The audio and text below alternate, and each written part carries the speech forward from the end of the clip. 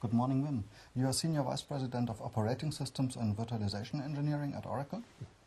Wim, how's Linux transforming the cloud? Yeah, so that's a big question to start with, right? I think there's a couple of things. First of all, Linux has been used widely on premises, as everyone knows. And the first phase of what has happened is the sort of a new development model, the DevOps model, where new developers doing new applications are using cloud-first, cloud-native applications. That's basically all been Linux as a base platform, right, over the last, let's say, 10 years or so. And one of the reasons is that open source was popular, so developers would just download the random library that they want to use or an application, put it together on a Linux image, upload it to a cloud provider, and then build a new application. And so as that became more popular, more services grew, so you have a larger stack of services, whether they're platform services or software as a service. And so that was sort of the first foray of new environments in the cloud, and for the most part they were all on Linux, right? And a lot of this started with Amazon AWS in the early days, and so that's how Linux sort of got its footprint into the cloud. And then, then there's this whole on-premises environment, hundreds of thousands of customers today. If you talk about, for instance, the Oracle market, hundreds of thousands of customers that run Oracle database and middleware locally on their servers, and now they're looking at moving to the cloud. A lot of these servers are Linux, so that makes the transition to cloud a little bit easier because it's sort of already a native platform. But it's a different space. It's people doing system administration are not used to sort of the cloud native model. They don't necessarily want to move to something like Docker or an environment where things go away and they come up if something crashed or something like that. They want more stability. They want more of an enterprise environment. And that always takes longer to develop. And so now that the cloud providers are getting a little bit more settled on that space, and certainly from an Oracle point of view, we're very focused on that market.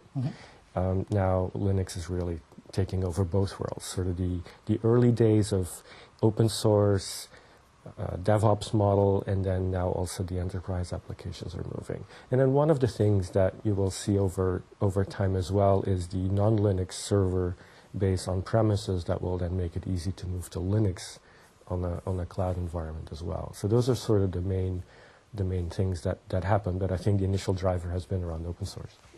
Okay. And how do solutions like Docker and Kubernetes transform the way applications are delivered?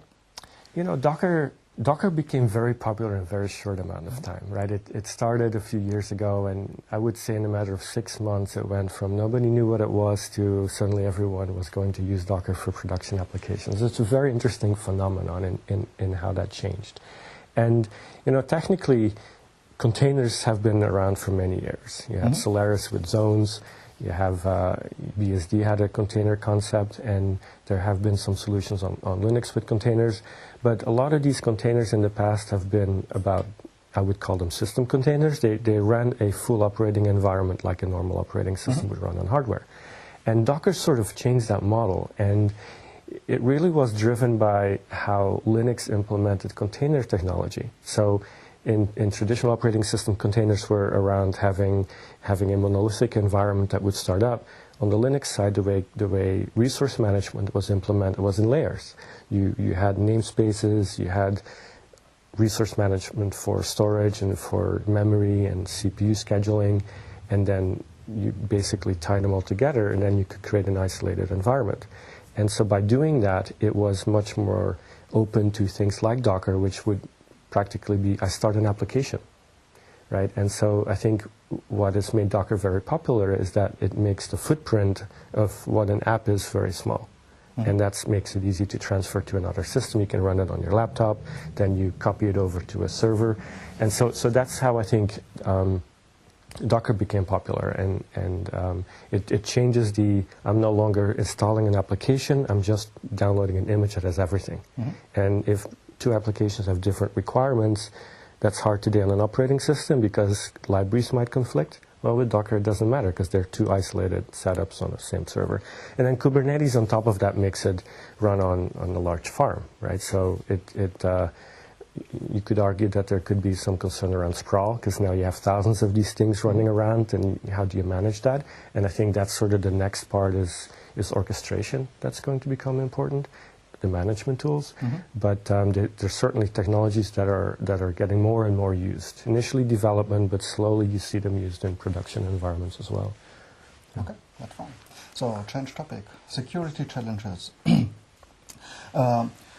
What security challenges do customers face as they move from traditional on-premises solutions into the cloud, to IaaS, PaaS, and SaaS, and XaaS? Yeah, you know, I think there's two parts to it that I would say. One is moving from an environment where you're the sysadmin, you have physical access to the server, you have your keyboard hooked up to the console, and you have access to the switches, you know where everything is, to then move to an environment that could be thousands of kilometers away. It's a black box. You get a remote SSH session. I think that by itself makes a lot of sysadmins uncomfortable with what that world is like. Yeah. And just clicking a few buttons and you have a whole environment, but that environment often is on the public network. While within a data center, they're completely shielded. Whether they do something wrong or not, it's still shielded from with a firewall. And so I think the biggest challenge will be, how do you prevent a sysadmin or an app admin to expose things on the public network? And what you'll see is more and more tools, whether they're provided by the cloud provider or third party, that know how to scan your environment. You say, this is my tenancy, go and look at you know, which servers are publicly exposed, which ports are open and not.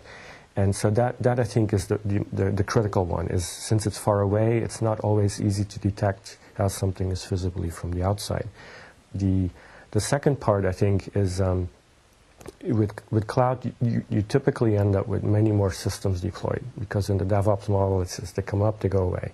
And so how do you know that the systems you deploy are currently patched? How do you patch things at large? And so the maintaining kernel updates and user packages to the current levels is going to be very difficult as well. But here management tools will come into play, and it's a little bit different than security, but I think equally important. Those are probably the two big ones that I can see. Okay. And finally, what are the major pitfalls users face today?